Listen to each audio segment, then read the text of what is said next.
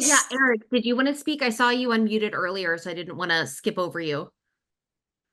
Well, I missed the first part there, so I was not clear on what the definition of being an imposter, just like what does that mean in our conversation?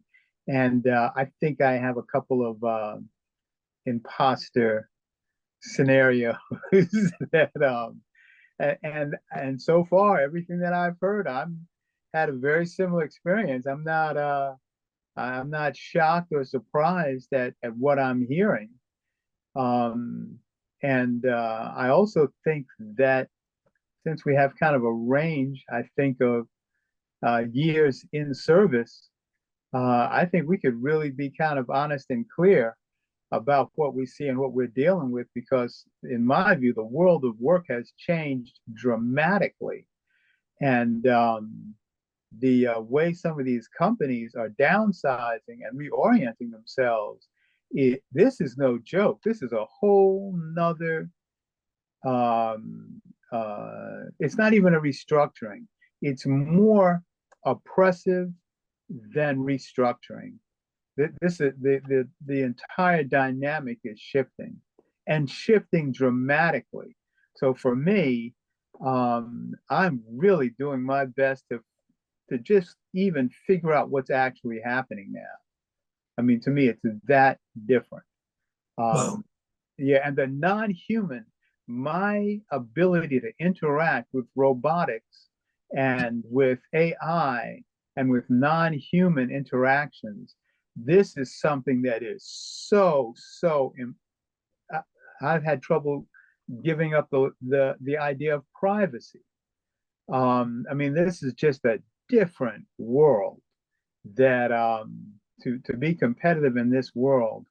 Um, I'm this topic is very interesting to me.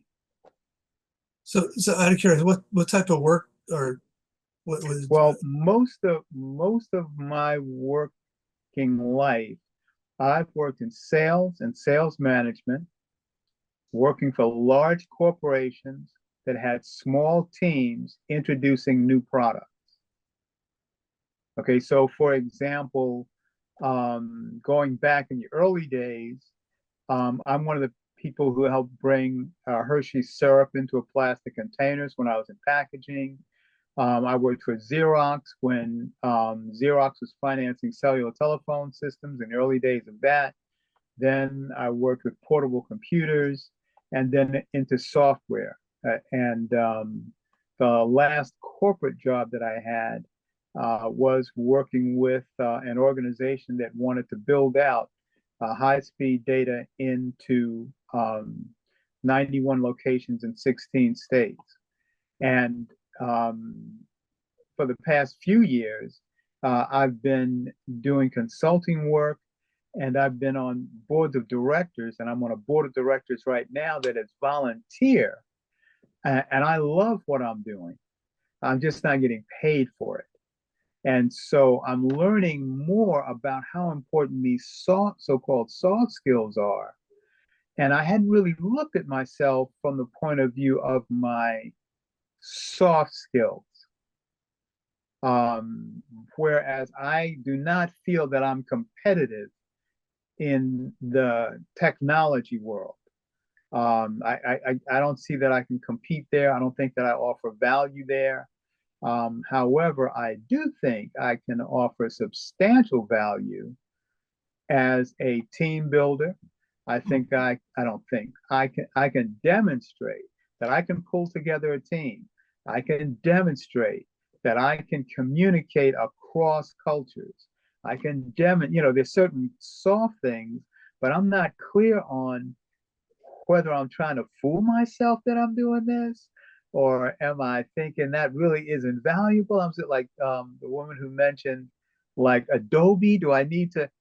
There's no way that I can compete with a young person who's only done graphic design in and so anyway, that's what and then how do I negotiate in and also to having been a hiring manager, um,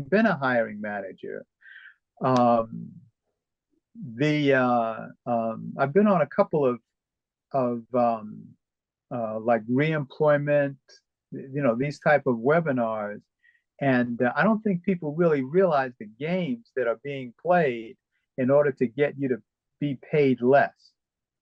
Okay, that they're just strategies that are used to make you make you feel like you should be paid less.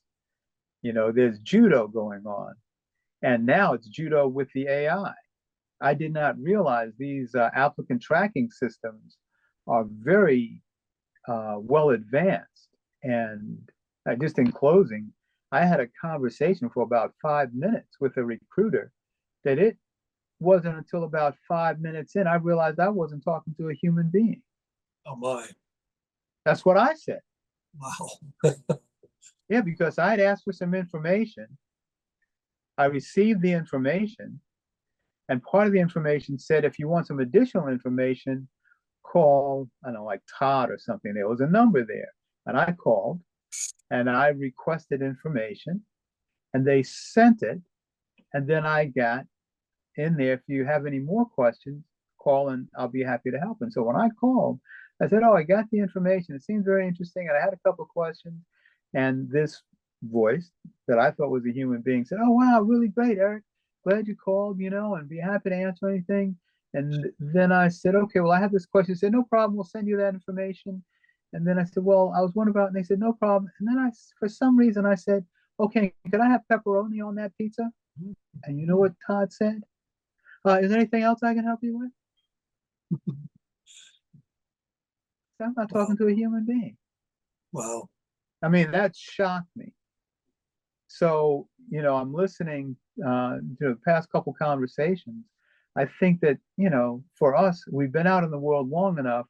We really need to have some real conversations about how to deal with this, because otherwise, as this economy continues to shrink, we're just going to be food for soup.